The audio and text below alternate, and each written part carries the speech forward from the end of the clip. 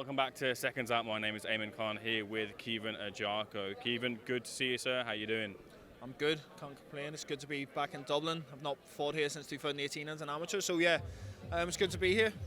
Good to see the smile on your face. Happy to be back for a number of reasons, of course, starting with the injury, return to the boxing ring Saturday. I wonder how, look, you always come across with a really good temperament, but how has it kind of been, not being able to kind of hit the bag, and in that time that you had to recover, how did you deal with those moments? Yeah, it was very tough. Listen, when you go from training every single day to having months off and not being able to punch, it's very hard, very mentally challenging. But listen, I've been through adversity, I've been through a lot in my life, and I know how to deal with them situations. I try not to dwell on them and let them get the better of me. I stayed in the gym, whether it was doing strength training, running, whatever it may have been, training with one hand. So as much as it was very hard and I had to keep my mindset right, I was still ticking over. Fighters normally say that they're back to 100% or somewhere near a ballot, but where are you in terms of that injury? Is there anything like niggling, or are you there in terms of being fully healed? I'm fully healed. There's no excuses for me. There never is any excuses. I fought my last two fights with a snapped ligament and a fracture, and I never made any complaints. So no, I'm 100%, and we're going to see that Saturday night. You're going to see the best Caiomhin Agyarko on Saturday night, and I can't wait to put on a performance. You feel somewhat having to make up for a little bit of lost time? Yeah, I do. I want to be kept active after this. I feel like I've been out of the ring 10 months. I probably should have had 2 fights within that. Yeah. So I definitely want to make up for lost time. But at the same time, I'm going to go out and enjoy Saturday night. This is a once-in-a-lifetime opportunity in terms of fighting on a car with Katie Taylor for undisputed. Do you know what I mean? This doesn't happen very often. So as much as I'm looking forward to my comeback and I want to put on a good performance, I'm going to enjoy the night. What's the feeling then? Is there a bit of ease, or is there a bit of a pressure to perform as well? Because you have to kind of perform in front of the fans too. There's pressure from nobody but myself. No one's my hardest critic but me. There's always pressure on me for myself. Outside pressure, I don't focus on that.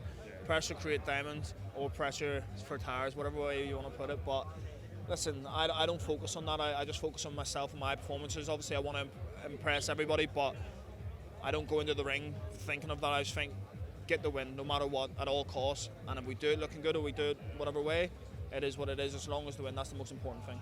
Grant Dennis stands in the opposite corner. Do you feel Grant might be a bit more of a tricky operator than maybe people perceive coming into the fight this Saturday? Yeah, listen, I know Grant well. We sparred before. We've been away helping Billy Joe for the Canelo fight. We know each other very well. We know each other's styles. I think, yeah, Grant's tricky. He's going to make it tricky. And he's going to try and spoil the party, but I'm not a one-dimensional fighter. Whether he wants to box, whether he wants to fight, I'll always adopt in there. Do you know what I mean? I don't go into the ring with a game plan. Whatever, I suss them out, see what they're going to do in the first couple of rounds, and then my game plan starts from there. And that's what separates me from the rest of these fighters, is my boxing ability, my boxing brain is different. So I adopt in the ring on the job, and you have to, because I can't take away from what I've sparred Grant before. He could have changed the style, he could have a different game plan. So I know half of what to expect from him, and he knows what to expect from me, so I look forward to it. Imagine getting through Saturday with the win as you plan to do. You'll be in the ear of Paul and Eddie to get back straight. What's the perfect year for you now coming off of the injury then? Fight. I want out July, September, whenever the next show is. I want to fight at least 3 times this year, so this one and number 2 at least. I want to push on to the European level and then world level, but by 2024. I'd love to fight for European title before the end of the year, and then start headlining shows back in Belfast. That's the main target, is Belfast, fighting back home. And it's great to be in Dublin. This is a city that I spent many years boxing in the Irish team and winning national titles, but to fight back in Belfast will be special for me, so I want to start headlining shows in Belfast and becoming a star back home. One eye on Hogan and Metcalf, maybe? What is it? One eye on Hogan and Metcalf? I train with JJ. Oh, my apologies. I guess, well, one eye in terms of the fight. Yeah, one eye in terms of the fight. Listen, I think JJ gets the job done, so that's obviously never a fight that's ever going to happen. JJ's looking great. But yeah, I'll be watching closely just in case there is any slip-ups, and I'll definitely take the Hogan fight in Belfast. There you go. I don't believe that's going to happen. I believe JJ gets the win, so that's not going to happen. But even if it was any other European title or whatever it may be, I'd welcome Hogan to Belfast, no problem at all. Fighters always got to look after their own first, I guess. Taking a look at the main event, Katie Taylor versus Chantelle Cameron. Look, a lot of people have kind of said Katie's been in tough fights. She might be slipping a little bit. She's stepping up against Chantelle Cameron. Who do you give the edge to in this fight? Katie Taylor, without doubt.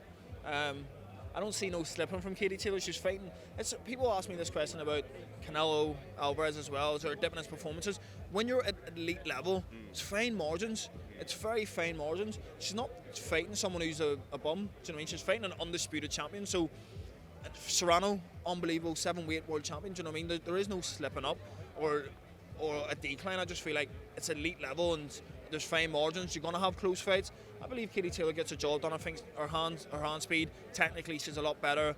Her footwork's unbelievable. So you bank the rounds early, and if Chantelle sticks on her late, she's shown that she can stand and have a tussle. Do you know what I mean? So I believe Katie Taylor gets the win. Let's flip it slightly. If Chantelle was to get a hand raise, how does she do it? Just to knock Katie out. I think she has to at least drop her and stick it on her and make it a grueling fight, but I don't believe that she has the boxing ability to do that. I don't think she can pin Katie Taylor down, especially not the first half of the fight. Maybe late on in the fight, but I don't believe so in the first half. So I think she can't allow Katie to bank rounds, because if she does, it's going to be a hard night for her. So on a rematch, something you want to see? Yeah, definitely, yeah. I'll leave the final word with you, Caiomhin. What can we expect to see from you this weekend? A new and improved Caiomhin Agyarko under new coaches. I'm back. I didn't really go anywhere. I don't like this phrase, I'm back. I didn't leave. Do you know what I mean? I've been keeping my eye on the division. I've had some time off, but an explosive performance and hopefully a knockout win. Caiomhin, looking forward to seeing you. Thanks for speaking to Secondsout.